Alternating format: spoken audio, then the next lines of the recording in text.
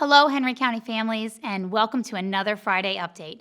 Today, I'd like to take a moment to wrap up the week by acknowledging the growing concern of COVID-19 community spread here in Henry County and its impact on Henry County schools.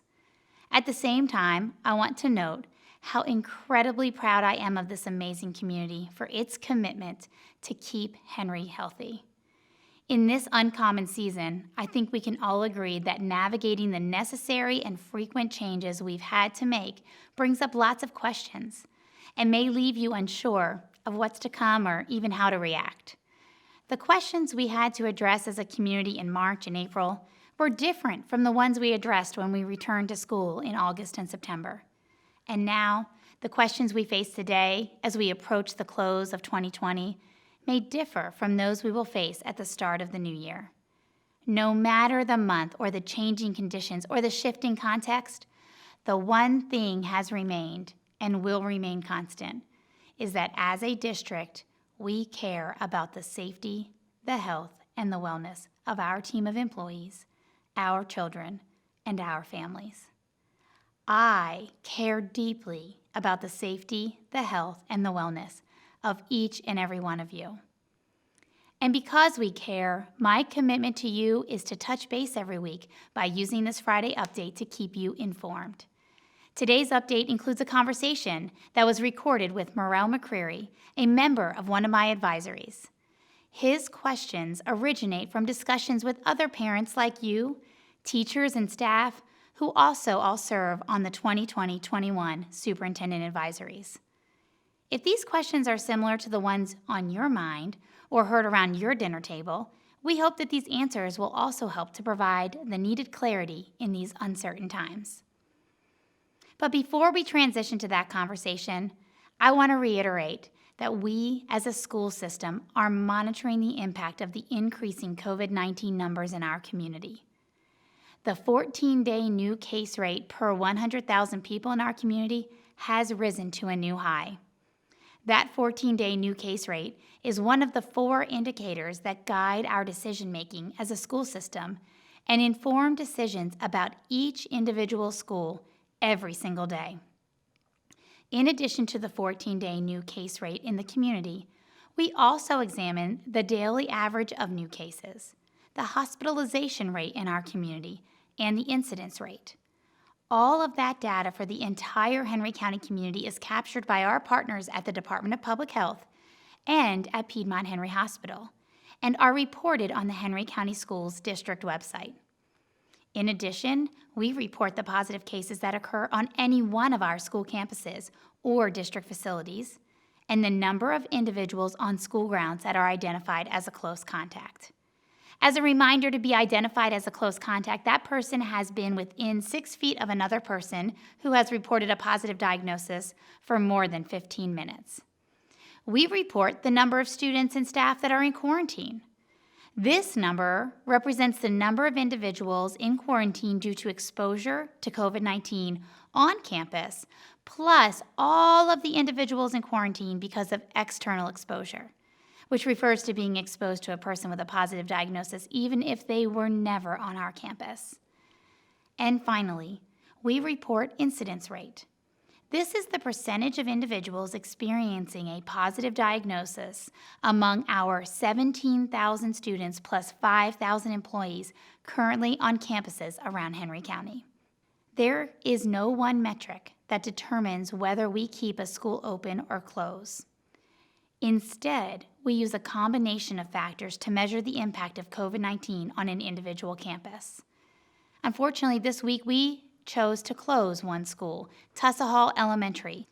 In consultation with the Department of Public Health, we made that difficult decision based on the combination of COVID-positive cases at that school and the impact of quarantines from both internal and external exposures that put a strain on the staff and supervision of students. Tussa Hall Elementary School has now transitioned to remote learning for all students for the remainder of the semester. As I mentioned earlier, we care deeply about the safety, the health, and the wellness of our team of employees, our children, and our families, and we will take the necessary steps to keep them as safe as possible.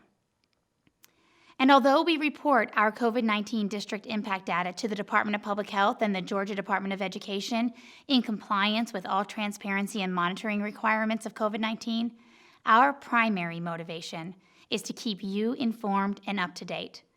The numbers are updated weekly on our website and with these governing agencies.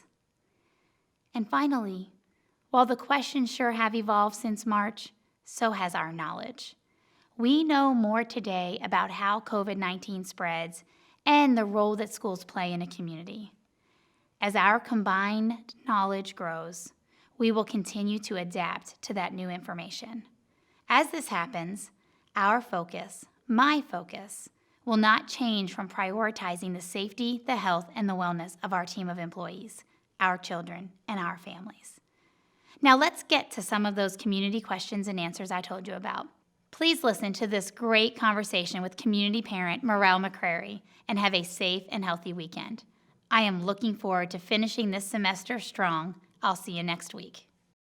Hello, everybody, and welcome to an opportunity to share with you an update on Henry County schools and, of course, the implications of COVID and our school operations as we progress throughout the 2020-21 school year. We know that many in our community have had a lot of questions about our operations and how we're managing through this unprecedented time for our school district. And a lot of those questions have come from our parents and community members. And today we're joined by Mr. Morel McCrary, one of our active superintendent advisory committee members, and he has brought with him a lot of questions from the community that he'd like to share with Superintendent Davis, so she can respond from the school district's perspective and the school district's point of view, and all the facts that are out there about how we're operating again during this unprecedented time. So I'm going to, without further ado, turn it over to Mr. McCrary and Superintendent Davis. Thank you both for joining us today.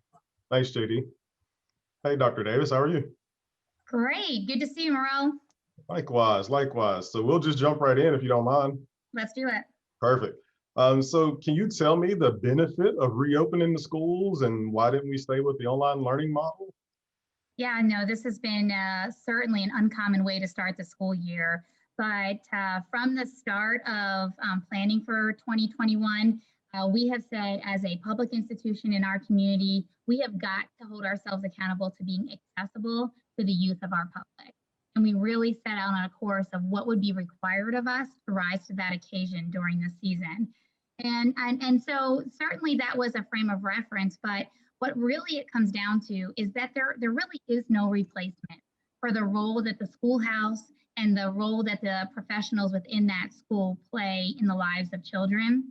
And although our teachers have been remarkable to deliver remote instruction, there is so much more that happens under the roof of a school campus than that instructional experience. And so we have been really conscious of the mental health and the wellness of our youth in our community. We're also really conscious of how we provide on-campus services to students with disabilities. And then just quite frankly, there are things that are challenging to learn without being in the presence of an adult, and particularly a teacher. Our kindergarten teachers who are teaching children to use scissors, hard to do remotely. And Right. Also some of that skill development in those early years, like holding a pencil, your handwriting, and really even the process to learn to read, all added complexities when you have a remote device separating you from the teacher. Right. So how does Henry County Schools notify us when the faculty or staff test positive for COVID? Yeah, I mean, I think as a school community, we can't be insulated from the reality of COVID in the community. And so we had prepared a response plan anytime a positive case, revealed itself. So we do use email communication to our families who have registered their email address in our Infinite Campus system and who keep that email address up to date whenever there's a positive case that impacts the campus. If there is a student who is learning remotely and hasn't been on campus at all, then we do not consider that an on-campus impact. Okay.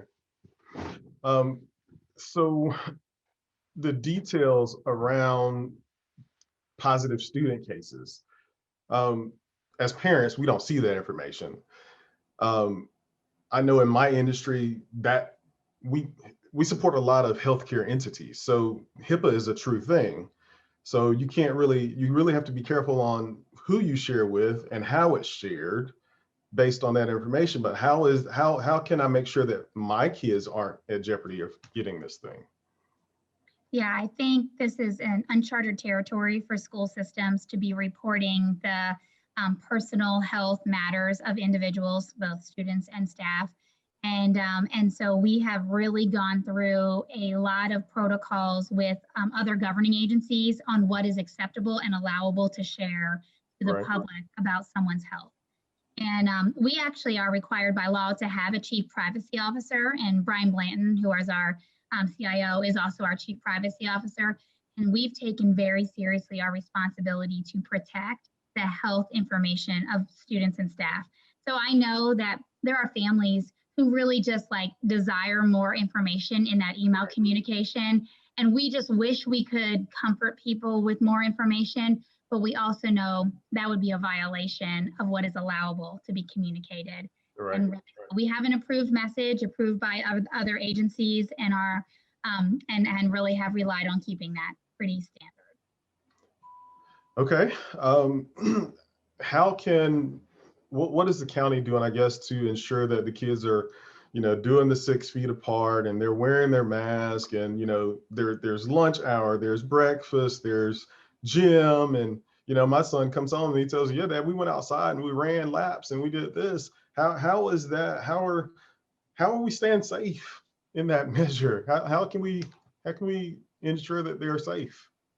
Yeah, another just whole new way to do business is like reinventing everything that happens with movement around a school campus.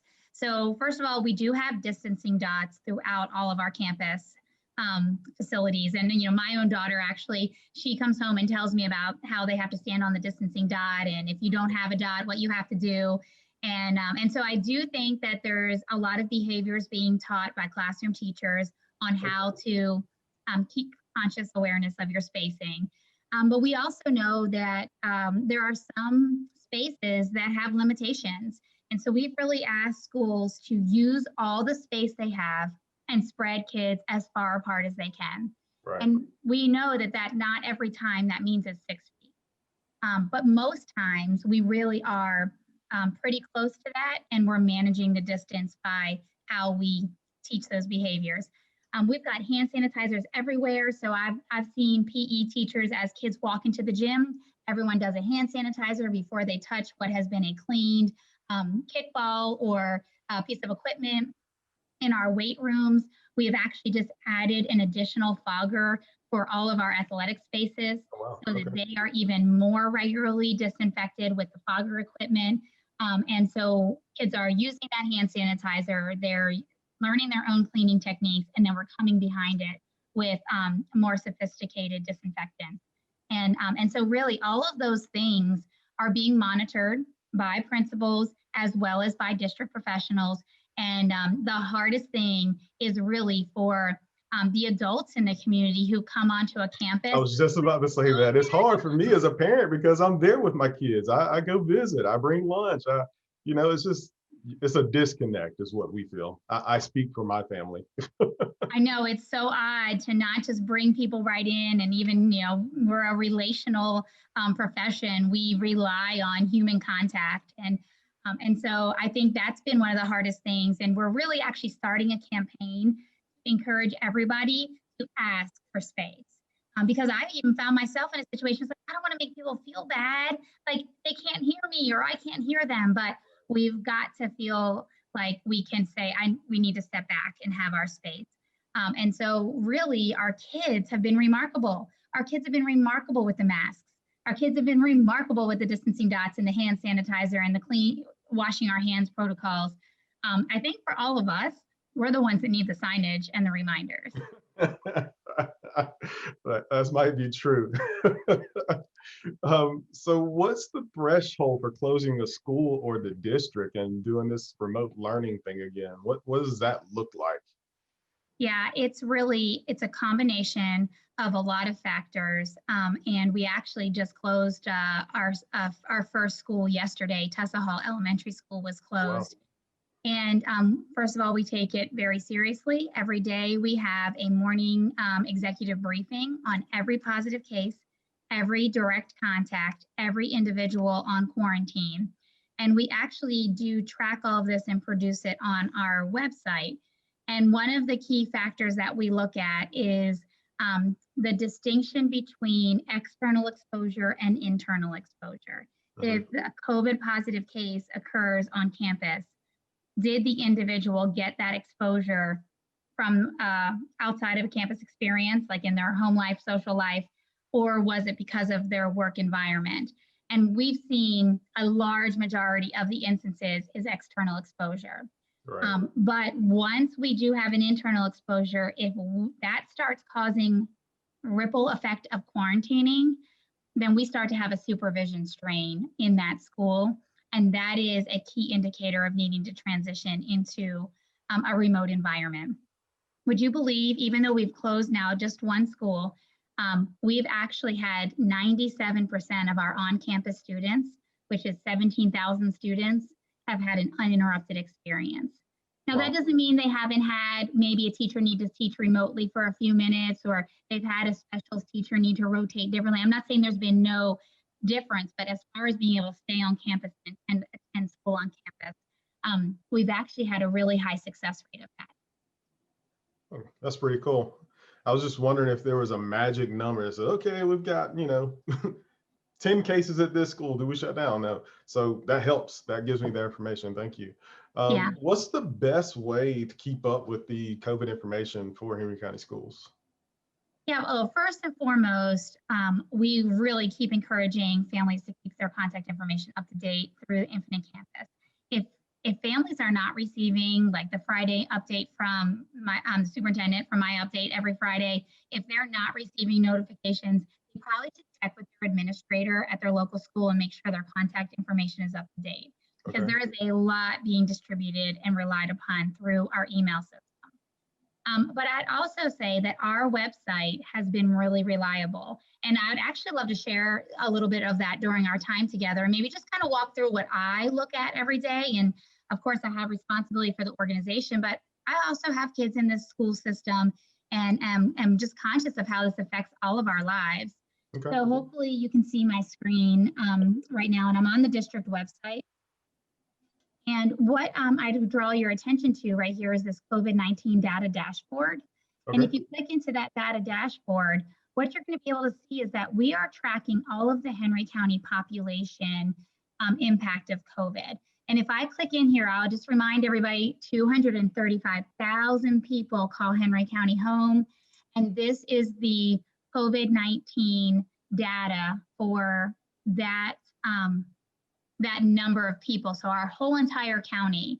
So we really look closely at this 14-day new case rate. Okay. And that's really an important factor. And of course, I'm going to click into an expanded view of that. We all know that we peaked in mid-July right here. We also know we saw nice declines here in the September, October months. And of course, now we are peaking again here in this December timeframe. So we're Right. watching that really closely. And you know what, Morel? You know what we've really learned different from August that we know today is What's that that? schools are certainly not insulated from community impacts of COVID. There's definitely no way to pretend that what happens in a community isn't going to show up in schools. But Right. we can confidently say that schools are not the catalyst for community spread. And at one point, we did not know that as a nation, as a research body, that, when there's a stomach bug, kids are usually the first to be circulating that around. That does not That's seem to be true. I've gotten it from my kids. You're right. And so that's encouraging, and it's another reason why we look at these numbers regularly. This is our daily average of new positive cases. We know we want this to be really in that 25 or under range, and so I'm conscious right here that we are elevating above that. But then let me take down here that this is our incidence rate. This is showing us that 0.23% of the entire Henry County community has had an impact with a positive COVID case in the last 14 days. Okay. we compare that incident rate with the whole community to the incident rate in our schools. Because don't we want to continue to say that the school is still the safest and healthiest public space anyone could be? So let's look at the Henry County Schools dashboard, which is going to obviously be a little smaller. This is just for school campuses and our district facilities. And so the first thing you're going to see is this confirmed positive cases on campus. And you're going to see that we, of course, reported last week 31 confirmed positive cases out of the 17,000 kids plus 5,000 employees.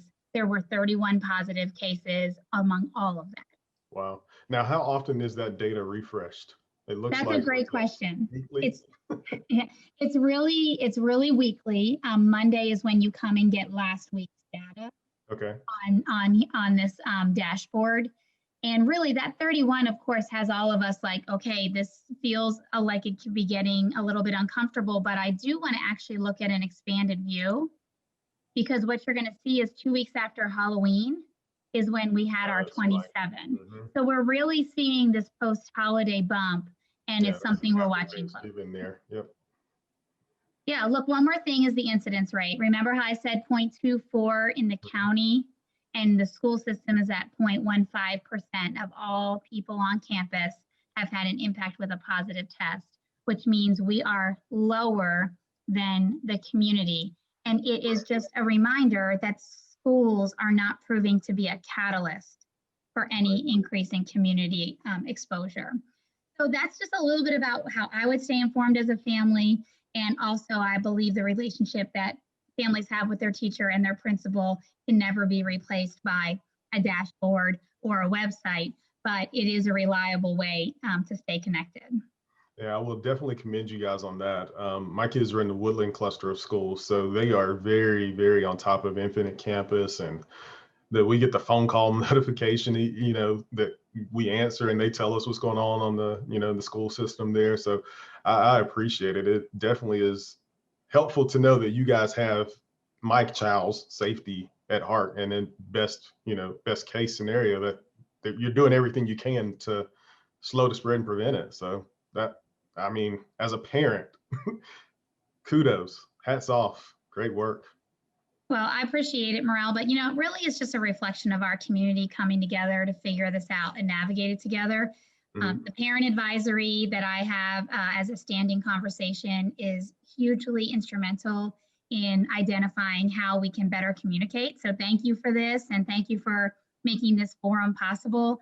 And then also our professionals in the medical community, Piedmont Henry, our pediatricians in the community, and our Department of Public Health. I mean, we are hand in hand. I mean, of course, 6 feet apart. 6 feet apart.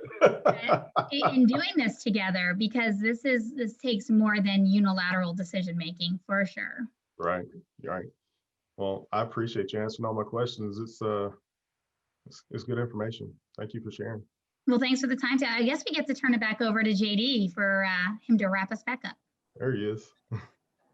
We appreciate both of you. We appreciate you, Morel, and sharing the questions that our community has posed. A lot of our parents have been sending in, and of course, we appreciate Superintendent Davis for being able to respond to those questions to give our community more information about how we're operating during, again, this very uncommon and unprecedented time for our school system. We appreciate you tuning in as always, and if you continue to have questions, please reach out to your schools, or you can send communication here to the district office, and we will do our best to respond as quickly as possible to set you guys at ease. We hope that everyone, as we transition to the semester break, has a safe and healthy semester break, and we look forward to seeing everybody real soon. Thanks so much.